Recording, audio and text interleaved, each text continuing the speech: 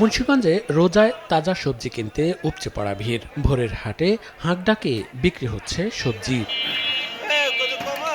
মধ্য রোজায় সব ধরনের সবজির দরই নিম্নমুখী। কাঁচামরিচের ঝালও কমেছে। কেজি প্রতি বিক্রি হচ্ছে ৭০ থেকে ৮০ টাকায়। ১৬০ টাকা থেকে কমে এক হালি লেবু বিক্রি হচ্ছে ৮০ টাকায়। আলুর দর হাঁকা হচ্ছে ১৬ টাকা কেজি। সস্তায় সবজি কিনে খুশি ভোক্তা। তবে কৃষক বলছেন তাদের এখন পুঁজি হারানোর অবস্থা। রমজান উপলক্ষে সব সবজির দাম কম। 15 কেজি।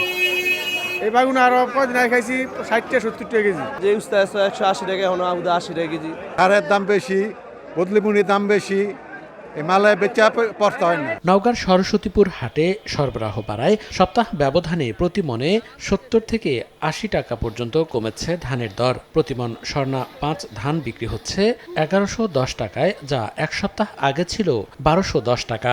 হঠাৎ ধানের দর পতনে চিন্তায় কৃষক। তবে ব্যবসায়ীরা বলছেন বিভিন্ন প্রতিষ্ঠান বাজার নিয়ন্ত্রণের মাধ্যমে হাট থেকে কম দামে ধান কিনছে।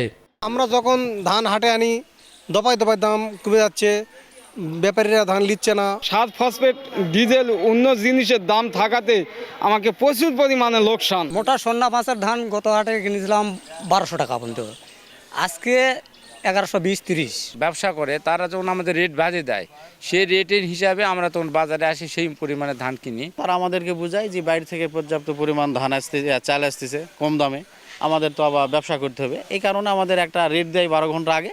এই রেট অনুযায়ী আমরা কৃষকের কাছ থেকে ধান ক্রয় করি। গেল আমন মৌসুমে নওগাঁয় ১২ লাখ মেট্রিক টন ধান উৎপাদন হয়। মনিরুজ্জামান প্রান্ত, সময় সংবাদ।